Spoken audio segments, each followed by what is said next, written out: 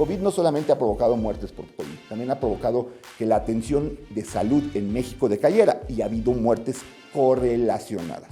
Si no tuviéramos esos laboratorios privados, yo no sé en dónde estaríamos, pero la carencia de pruebas es lo que nos ha llevado a mantenernos a ciegas desde un principio. No era que el contagio estuviera enfrente de la cama del paciente intubado de terapia intensiva.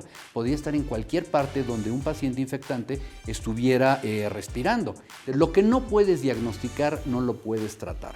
Y lamentablemente, bueno, creo que en México nos han educado, me voy a dar aquí un balazo en el pie, pero a los médicos nos han educado siempre a trabajar con lo menos posible. Y cuando eso se lleva a una política pública, esas son las consecuencias. Pero yo creo que el mayor de todos los errores fue no haber comunicado la gravedad del problema. Es decir, la gente, lo vemos hoy en día, piensa oficialmente la pandemia ya se acabó, ya cantamos victoria, ya terminamos la vacunación, la gente está en la calle, la gente está en los conciertos, está en todos lados. Un verdadero sentimiento de alarma no lo vi. Yo le agregaría otro problema grave, la politización del cubrebocas. La segunda medida preventiva más eficaz para prevenir la dispersión del virus después de la vacuna es el cubrebocas. Y desafortunadamente, por la sensación de una persona, se politizó. Me preocupa lo que ha pasado, me angustia lo que está pasando y realmente causa una sensación de incertidumbre lo que puede pasar.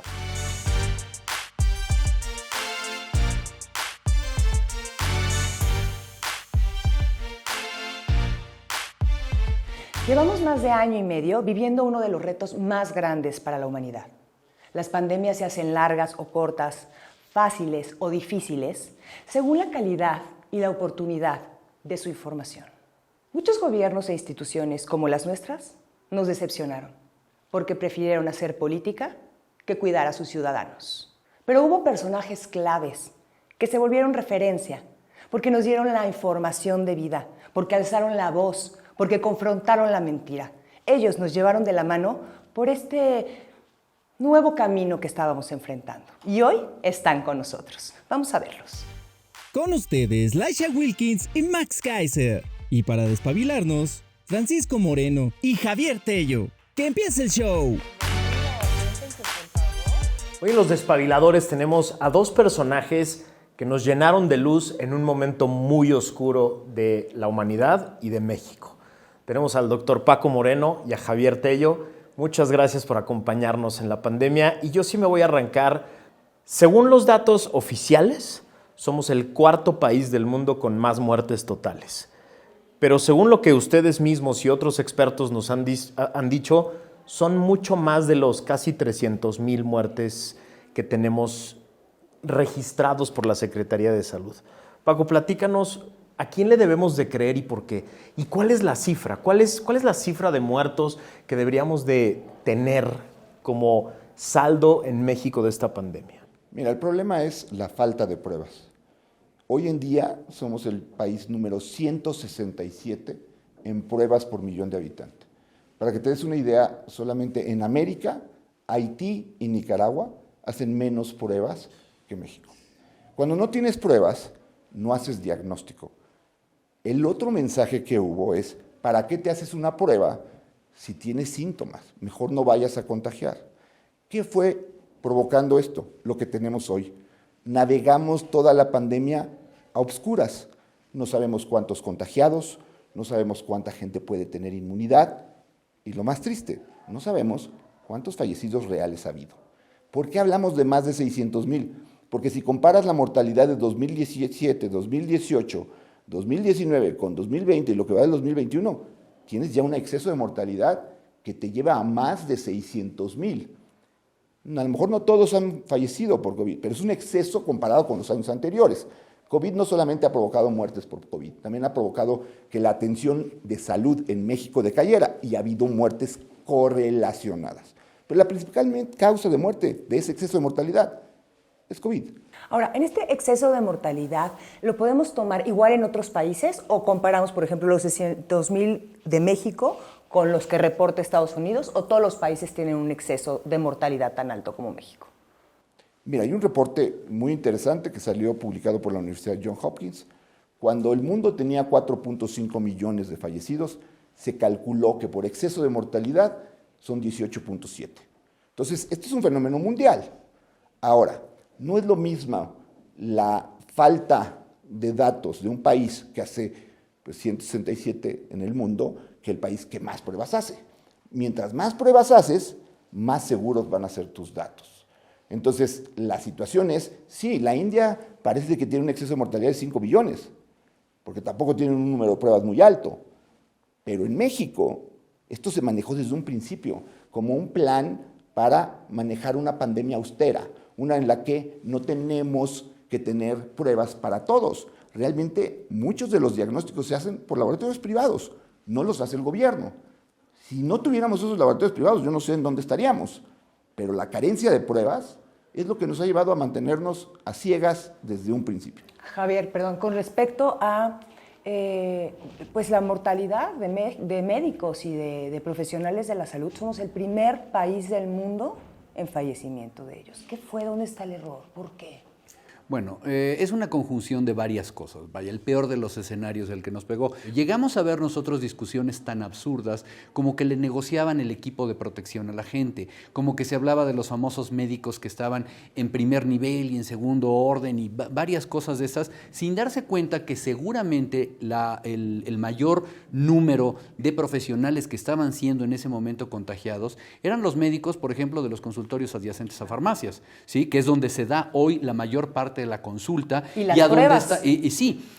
Y entonces nos faltaban esos elementos. Dos, nos faltaba equipo de protección personal. Nosotros llegamos a la pandemia sin un conocimiento de equipos de protección personal. Hay una anécdota que no es que me llene mucho de orgullo, pero bueno, Paco lo sabe, en muchos hospitales del mundo durante mucho tiempo se utilizaron caretas de plástico y muchas cosas para atender a los pacientes, y aquí no, aquí eso era solamente en algunos hospitales selectos y en algunas zonas selectas donde realmente lo tenían. Cuando le dicen a la gente de compras de los hospitales del gobierno, necesito que me busques estos trajes con estas especificaciones, no sabían qué comprar. No lo entendían. Y después llegamos tarde a comprar y llegamos además a comprar a malos precios, llegó equipo de mala calidad y una vez que estaba aquí se los estaban regateando. Y esto hizo que tuviéramos a muchos profesionales de la salud, camilleros, auxiliares, enfermera, gente de laboratorio, de rayos X y por supuesto médicos, sí, y gente de intendencia que se estaban contagiando. En ese momento no lo sabíamos, pero el virus estaba esparciendo a través de los aerosoles, ¿sí? Entonces no era una cuestión de que estuvieras pegado al paciente como nos lo querían vender después con la fatal decisión de no querer vacunar a los médicos privados, esa es otra historia, pero no era que el contagio estuviera enfrente de la cama del paciente intubado de terapia intensiva, podía estar en cualquier parte donde un paciente infectante estuviera respirando. Y esto se pasó por alto y la consecuencia es que tenemos ese enorme índice de mortalidad en profesionales de la salud. Javier, si tuvieras que hacer una autopsia de los últimos 18 meses en el manejo de la pandemia, ¿cuáles serían las 5 peores decisiones de este gobierno, los 5 errores más graves que nos trajeron a ser el tercer país del mundo con más muertes total? Bueno, la primera ya la dijo Paco, la falta de un sistema de detección. Alguien nos quiso vender la idea de que no se necesitaban hacer pruebas, de que teníamos un modelo Centinela, que a la larga no funcionó para lo que teníamos. Teníamos que haber hecho millones de pruebas por todos lados, el gobierno tenía que haber invertido como política pública en hacer pruebas. Absolutamente. Lo que no puedes diagnosticar, no lo puedes tratar. Y lamentablemente, bueno, creo que en México nos han educado, me voy a dar aquí un balazo en el pie, pero a los médicos nos han educado siempre a trabajar con lo menos posible. Y cuando esto se lleva a una política pública, esas son las consecuencias. Es decir, no vamos a hacerlo para no gastar en las pruebas. Eso fue primero. Número 2, el hecho de que en vez de tener, instalaciones específicas para tratar de dar seguimiento y aislar a los pacientes contagiados de COVID, se les dijera que se quedaran en casa. Entonces los pacientes tenían miedo de salir, te estaban siguiendo una indicación, pero además como hubo una reconversión hospitalaria, súbitamente todos los hospitales con cierta capacidad eran hospitales COVID. Conclusión, me da miedo ir al hospital porque me voy a contagiar. Otra cosa importantísima después, no haber previsto, porque el problema con la vacunación viene de antes, el no haberlo previsto. Yo creo que es medio de libro de texto el saber cómo vas a manejar una pandemia, cómo en determinado momento vas a tener acceso a algún tipo de terapias o cómo vas a tener acceso a vacunas. Y aquí no se tenía considerado. Un buen día dijeron, bueno, sí va a haber vacunas, entonces vamos a empezar a pensar cómo le vamos a hacer. Y, bueno, ¿qué sabemos, no? Que por un lado tenías tú a la Cancillería haciendo grandes esfuerzos para conseguirlas, por el otro lado tú tenías a Hugo López-Gatell diciendo no, espérense ahorita, no vayan y no las compren, y estábamos nomás piscando para dónde hacerlo, ¿no? El tener un programa de vacunación poco ambicioso, con la ley del mínimo esfuerzo, lo seguimos viviendo actualmente, ¿no? Pero yo creo que el mayor de todos los errores fue no haber comunicado la gravedad del problema. Es decir, la gente, lo vemos hoy en día, piensa oficialmente la pandemia ya se acabó, ya cantamos victoria, ya terminamos la vacunación, la gente está en la calle, la gente está en los conciertos, está en todos lados. Un verdadero sentimiento de alarma no lo vi. Ustedes recordarán nada más, díganme, si no recuerdan, todo el año pasado hubo una campaña contra las drogas que se repitió ad nauseam, ¿sí? Todavía. No, oye, que a mí me va muy mal y que me estoy muriendo y que me estoy convirtiendo en zombie, no sé qué, pero te la repiten cada 3 minutos. Si la 10ª parte de ese presupuesto de esa campaña se hubiera invertido en hacer una campaña de alarma general, la gente le hubiera cambiado el chip, le hubiera cambiado el pensamiento y se hubieran comportado de otra manera, ¿no?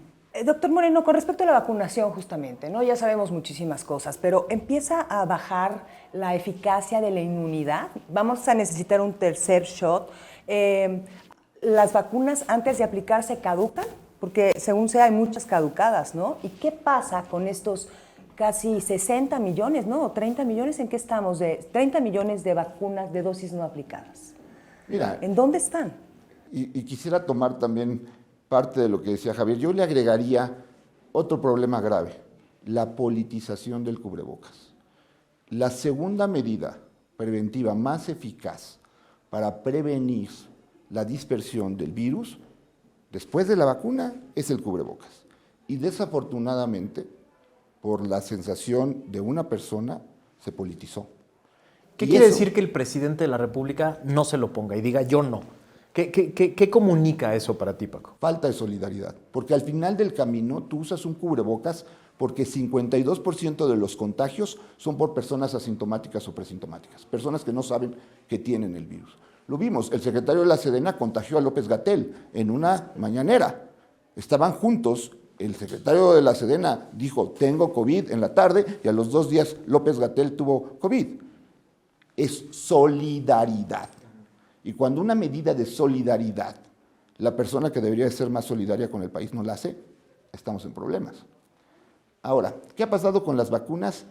Para el gobierno, la vacunación es mayores de 18 años, la vacunación es, prácticamente cuentan como una dosis por persona, entonces luego te dicen, es que tenemos el 98% de vacunados, o como se dijo en algún estado de la República, el 110 porque vienen gente de fuera. No, cuenta las vacunas que son 2 por persona. Entonces, realmente el gobierno ha manejado la pandemia de una forma muy austera y las vacunas son caras. Entonces, lo que nos regalen de vacunas, esas 30 millones de vacunas que están guardadas, están perdidas, están por ser regaladas a países, porque hay países en donde hemos regalado vacunas y ellos ya vacunaron a niños y aquí seguimos sin tener. Y sí, los estudios han mostrado que conforme va pasando el tiempo, las vacunas empiezan a perder efectividad. Y eso sucede con la influenza, por ejemplo.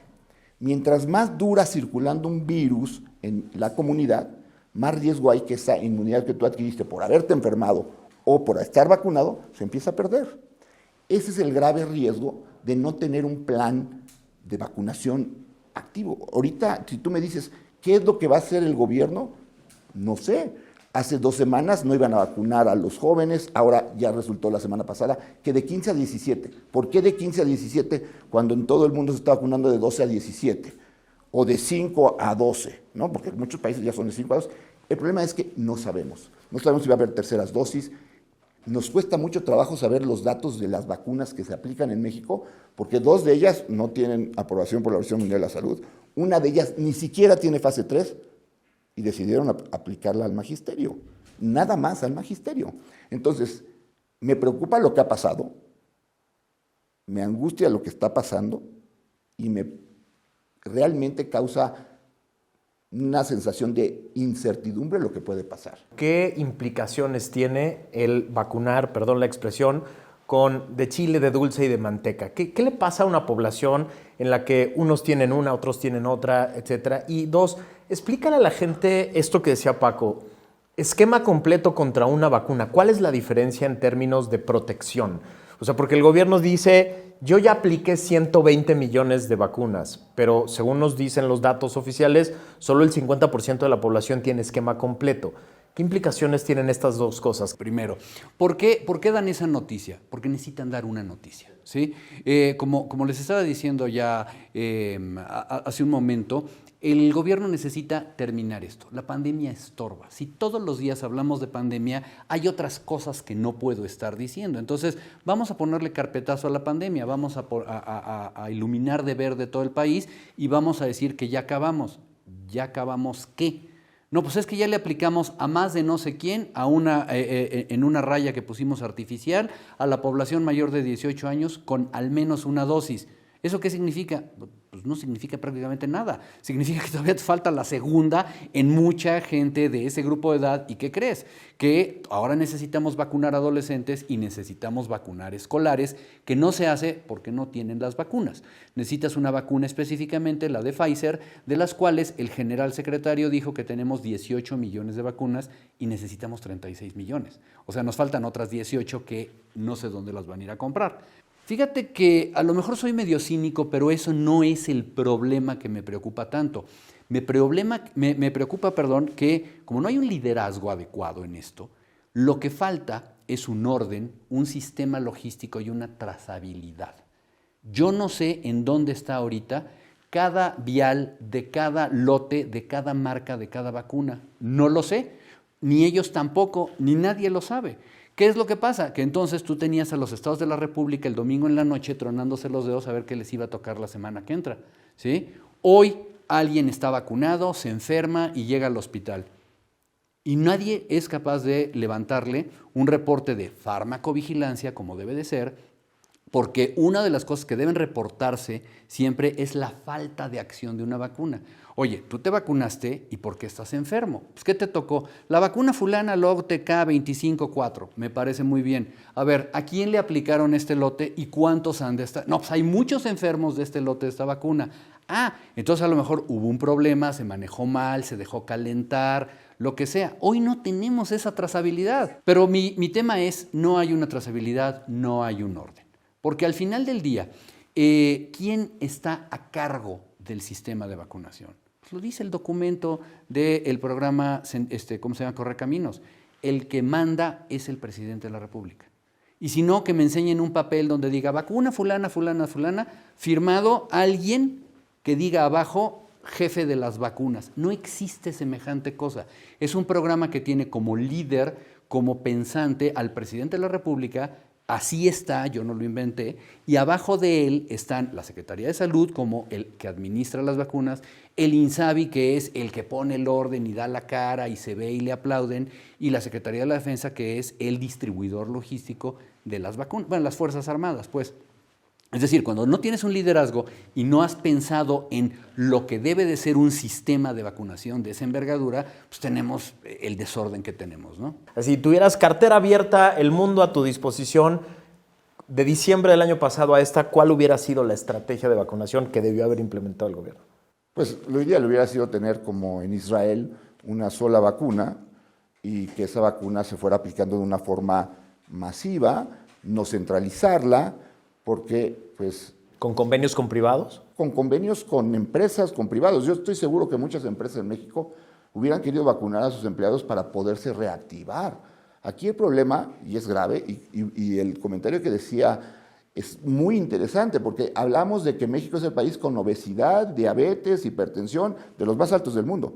Eso no tiene implicaciones en la vacuna, pero sí en la enfermedad. Entonces, yo te voy a decir algo. El exceso de mortalidad más alto que tiene México es en el grupo de entre 45 y 65 años. Y hombres, ¿no? Y ellos no se vacunaron primero. Se vacunó y yo no tengo nada en contra de la persona de 80 años, sabemos que tiene mayor riesgo de mortalidad, pero no se tomó en cuenta que los de 45 salían a trabajar, porque eran los económicamente activos. Aquí las comorbilidades no fueron importantes. Es correcto. Siempre, en todos los programas de vacunación, las instituciones vacunan a sus derechohabientes.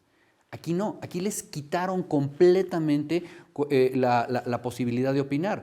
O sea, yo hubiera esperado que como asegurado del Seguro Social, mi clínica del Seguro Social me llamara y me vacunara, y eso hubiera sido facilísimo. No, tuvimos que citarlos a todos, hacer filas, quién sabe dónde. Para centralizar y agradecer a una sola persona. Exactamente, sí. Y al final del día, ¿de qué se trataba? De tener este modelo correcaminos y tener a los siervos de la nación y realmente pensado en base en no sé qué cosas, ¿no?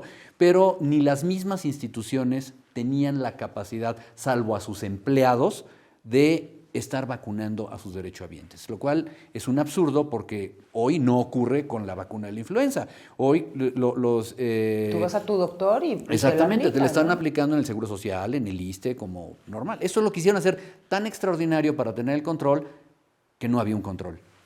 Dos preguntas. Quiero entrar al presupuesto de salud, pero antes sí preguntarte con respecto a la vacuna, ¿cuándo crees que pueda ser comercializada? Porque creo que eso nos ayudaría muchísimo y evitaríamos muchos problemas que estamos teniendo, ¿no? La vacuna ya tiene autorización completa, ya tiene marca Comirnaty de Pfizer por la FDA, es decir, en algún momento en el que tengan las existencias y tengan un programa de distribución, seguramente que va a ser comercializada.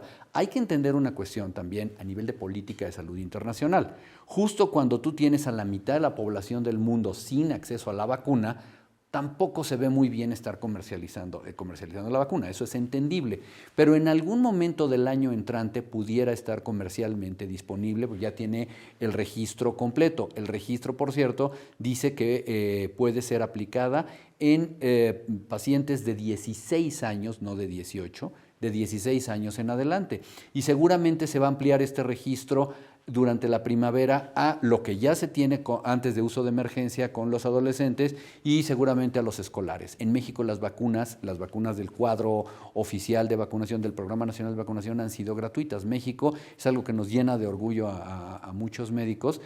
Siempre ha tenido uno de los mejores programas de vacunación, es universalmente accesible, es gratuito y es casi obligatorio. Nadie te pone una pistola para que te vacunes, pero si no tienes la cartilla de vacunación, tu niño no entra al kinder. Entonces, digamos que es casi obligatorio. Entonces, vaya, lo único que no ha funcionado bien en todo esto ha sido esta táctica de vacunación contra lo que normalmente hacíamos, que le daba a la gente la vacuna gratuita por todas partes, ¿no? Hay un dato terrible de un estudio que hizo la UNAM, que publicó Animal Político, que decía que el 80% de los muertos tenían de preparatoria hacia abajo. Y lo que a mí me dice eso es que en México no murió la gente de COVID, murió de pobreza, ¿no? O sea, los que morían eran la gente que no podían ser atendidos. Bueno, es que si tú ves, la pandemia en México aumentó la brecha sabemos, si yo soy médico privado, si las instituciones públicas fueran exitosas, yo no tendría trabajo. Es decir, a mí me buscan porque su institución, en donde el Seguro Social, el ISSSTE, donde tú quieras, no le va a dar la atención que ellos consideran que es adecuada. Entonces, ¿qué fue lo que sucedió? Sí, empezó como decía Javier. Si yo llego al hospital, ahí me muero. ¿Por qué? Porque los que llegan al hospital eran los que llegaban ya más graves. A los que recibían, hay un estudio en donde más de la mitad de las muertes ocurrieron en las primeras 48 horas. Entonces, si tú estás viendo que en tu colonia los que se van al hospital se mueren, pues no me voy al hospital. Y se murieron en su casa. Y muchos murieron en su casa. Si hay un problema grave, además de las pruebas, es la falta de comunicación. Porque hace una semana una gobernadora dice que para qué usamos cubrebocas, que la pandemia ya se terminó. Esa es la comunicación que estamos teniendo día a día. Se vio que las famosas camas con ventilador no servían absolutamente para nada. ¿Por qué? Porque no se trataba de tener una cama con un ventilador. Digo, perdón el mal chiste, pero eso es lo que te están diciendo. Hay una cama con un ventilador, no una unidad de cuidados intensivos formal. Y estudios realizados en México demostraron cómo la mayor mortalidad se estaba dando en pacientes hospitalarios que no tenían acceso a una unidad de cuidados intensivos integral, con enfermeras, con técnicos en ventilación, con médicos intensivistas, con equipo de telemetría, etcétera. Ellos son los que más morían. Y sorpresa, por volumen, no quiero saber si por otra cosa, pero por volumen, la mayor cantidad de muertes estaban en los hospitales del Seguro Social. Esa población, la de mayor pobreza, es la que acudía a esa medicina institucional.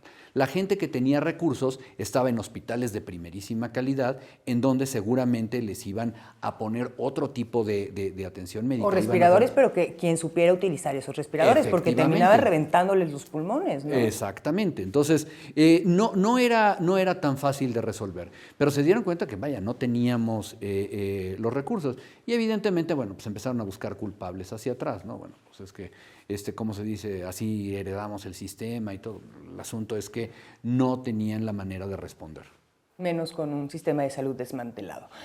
Perdón. Si tú sabes que tu sistema de salud está desmantelado y que no tienes la estructura para sacar adelante a pacientes por esta enfermedad, que fue mucho más grave de lo que ellos la visualizaron, porque aquí la pandemia siempre se minimizó.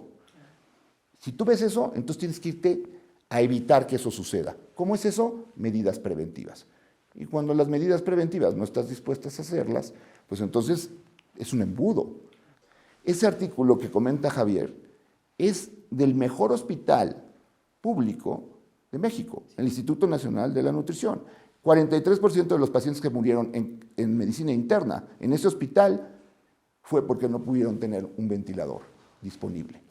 Ese artículo, mucho valor del Instituto Nacional de la Nutrición de haber sacado, pero demuestra si eso sucede en el mejor hospital público del país, ¿qué sucede en otros hospitales? En clínicas, ¿no? En Que Chiapas, en Oaxaca. volvieron COVID, porque lo que tú decías fue algo que era muy importante. No queremos dar al mundo la imagen de España, de Italia, de Perú, de Ecuador, en donde la gente se moría en sus casas. No, aquí se morían en la cama del hospital y ahí nadie los veía porque estaban aislados. Aunque sí se murieron muchos en sus casas, pero siempre hubo camas disponibles. La gente no se deja de enfermar de otras cosas y muchas operaciones, tratamientos y demás se fueron dejando a un lado. Estamos en un momento crítico de posible explosión del sistema, o sea, el sistema está demasiado presionado. ¿Y cuál es la salida para eso? Absolutamente, y se va a poner peor todavía. Porque tú tienes actualmente, bueno, tenías antes el costo de un sistema de salud que era y seguramente el costo de algunas complicaciones. Un buen día, a este costo del sistema de salud, le metiste algo que no tenías, ni siquiera no te imaginabas lo que era COVID. Encima de COVID, hoy tienes, además de todos estos costos, complicaciones COVID que no sabes quiénes son, de qué son y cómo van a ser. Todas las personas que están teniendo complicaciones COVID lo tienen un abanico de cosas, desde personas que tienen fibrosis pulmonar hasta gente que queda solamente con ansiedad, gente que tiene afectaciones neurológicas, gente que tiene cualquier cantidad de cosas que no sabemos. Entonces, ¿cuánto nos va a costar eso? Entonces, súmale tú el crecimiento poblacional con el crecimiento de las patologías, con las complicaciones de quienes no se atendieron el año pasado y en estos meses. Los costos que esto va a traer en el 2022, 23, 24 y en adelante, no sé si ya los tienen perfectamente evaluados. Evidentemente que no, cuando vemos el presupuesto, ¿no? Súmale a eso que en ese inter desaparecieron el Seguro Popular, destruyeron el sistema de abasto de medicinas y nos aplicaron austeridad en todo el sistema. Es una bomba lo que está ahí adentro. Además, desgastado el sistema de salud. Desgastado en cuanto al personal. O sea, de verdad, ha sido emocionalmente, físicamente, un agotamiento. No te puedes acostumbrar a ver morir gente. O sea, eso no lo puedes hacer. Y estar lejos de tu gente para no infectarlos, ¿no? Y el manejo de esta enfermedad es muy complejo. Porque el paciente está aislado, la familia no lo ve, necesitas una comunicación muy especial. Realmente es un consumo muy grande. Y además, la enfermedad en sí se acaba los insumos. Entonces, tenemos un sistema de salud que si antes decían está carente de recursos, ahorita no los tiene. Y no los tiene, como dice Javier, no para COVID, para muchísimas cosas. Ese es el grave problema. Entonces, ¿tú qué esperas como médico o como trabajador de la salud? Que el presupuesto de salud, que debería de ser para el 2022, fuera muy importante. Y resulta que no es tan importante. ¿Están contempladas en este presupuesto más vacunas? Sí, están contempladas más vacunas, pero lamentablemente no las que deben de ser, y además, perdón, a ver si lo digo bien, no las que deben de ser porque además no han querido que sean. Es decir, necesitamos más dinero para vacunas. Lo que están haciendo en este momento es darle un presupuesto que es más grande en el área de vacunas, pero que las vacunas COVID se van a comer gran parte, entonces nos vamos a quedar cojos de otros. Yo quisiera saber, es una pregunta real, quisiera que alguien me lo dijera, por favor, ¿qué está pasando con el presupuesto para vacuna contra papilomavirus para las niñas? No lo sé. ¿Dónde está la vacuna del tétanos que no le encuentra nadie en algún centro de salud? ¿Cómo están las compras de esas vacunas y cómo van contra el presupuesto ejercido? Entonces sí, la respuesta es, se incrementó presupuesto para vacunas, pero no va a alcanzar para la sumatoria del esquema normal y básico con lo que se va a necesitar de COVID. Aunque no quieran, va a hacer falta. ¿Cuál es la calificación de los mexicanos, de nosotros los ciudadanos? ¿Cómo nos comportamos en pandemia? Mira, yo te puedo decir, y he tenido la oportunidad de estar en Estados Unidos, que la sociedad sí se ha puesto el cubrebocas.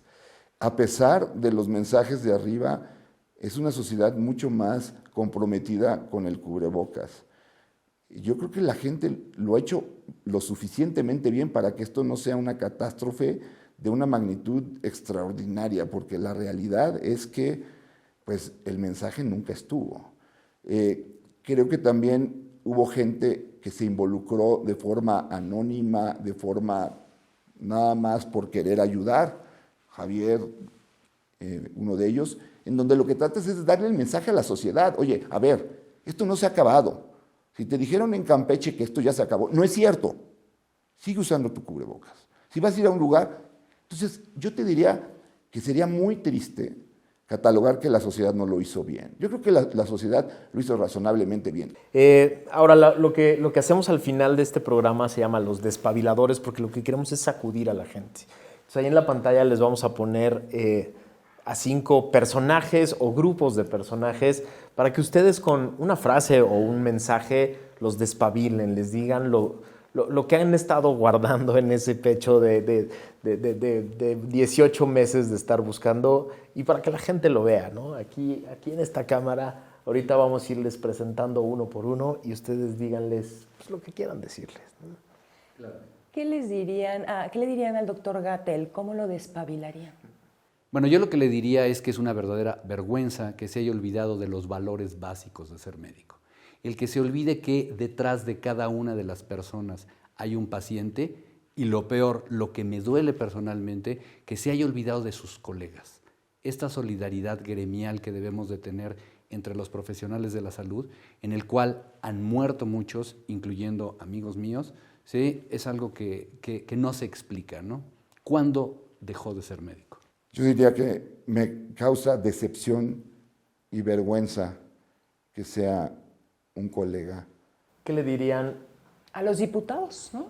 ¿Qué le dirían a los diputados que acaban de decidir sobre el dinero y que tuvieron en sus manos resolver parte de este problema? Y que le dieron pastel y rosas y serenata al doctor Pues Gatell, ¿no? Primero que nada deberían estar muchísimo más enterados, yo no quiero usar la palabra asesorados ni mucho menos, pero creo que es un muy buen tiempo para que finalmente aprendan de ciencia y vean de lo que se trata la actividad de curar, que vean lo que es la atención médica, para que le dediquen la atención y los recursos suficientes. La salud tiene que dejar de ser un botín político. Si hay una actividad gubernamental que debe de trascender a varias administraciones, es la salud. Así venía sucediendo. Los sistemas de salud prevalecían o pervivían, como dijo alguna funcionaria alguna vez, y de cualquier manera no pasaba nada. Hoy tenemos un nuevo sistema y todo está desmembrado y ellos lo han apoyado. Eso no puede seguir así. Políticamente, los diputados son los representantes del pueblo y a mí, al menos, ellos no me representan. ¿Qué le dirían a los ciudadanos? ¿Cómo despabilarían a los ciudadanos mexicanos? Bueno, yo creo que la única solución la tenemos nosotros. Tenemos que vernos como una sociedad madura, tenemos que vernos como una sociedad que ya sabe lo que le espera ante una pandemia.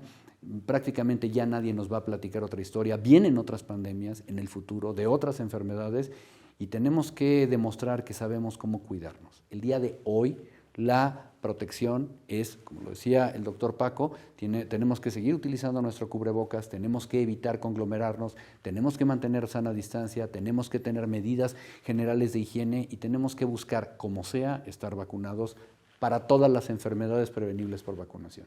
Diría que si están vivos ahorita aquí, es porque han hecho algo bien o han tenido suerte. Que ya no confíen en la suerte, que sigan haciendo las cosas bien. Que creo que como país no nos hemos comportado tan mal como otros países que tienen problema con antivacunas, con gente que no quiere usar el cubrebocas y que se manifiesta.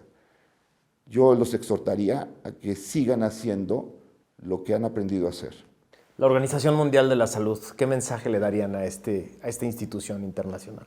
Seguramente lo más importante es adaptarse a la situación actual de esta pandemia.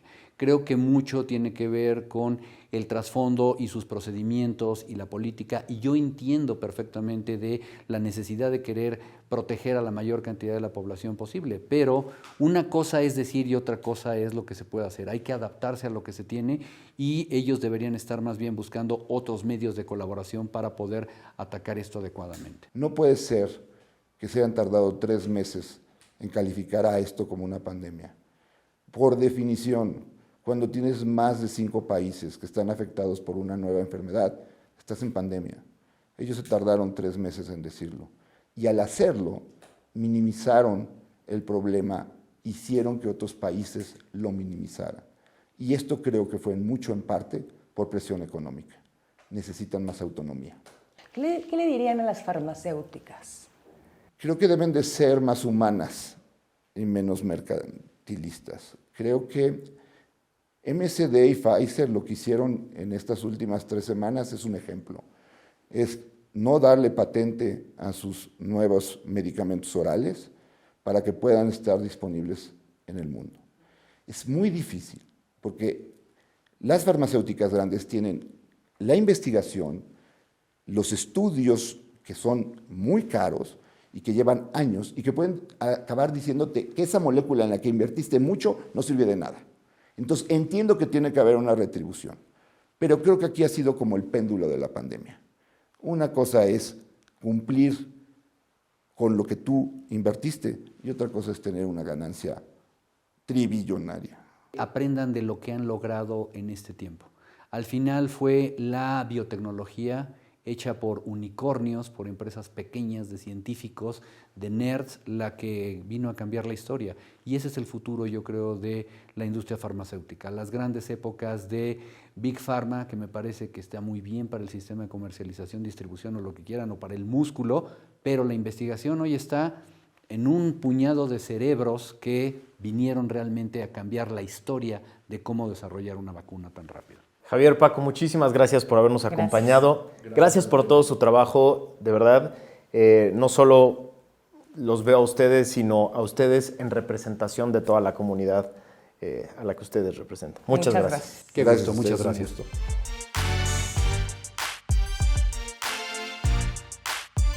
¿Cuáles son las 5 grandes lecciones que nos llevamos de este programa con Javier y Paco Moreno? La 1. La cifra real es más de 600,000 muertos, que nos coloca en el muy deshonroso 3er lugar a nivel mundial de muertes totales por COVID. 2. La otra gran tragedia es el terrible abandono a la comunidad médica.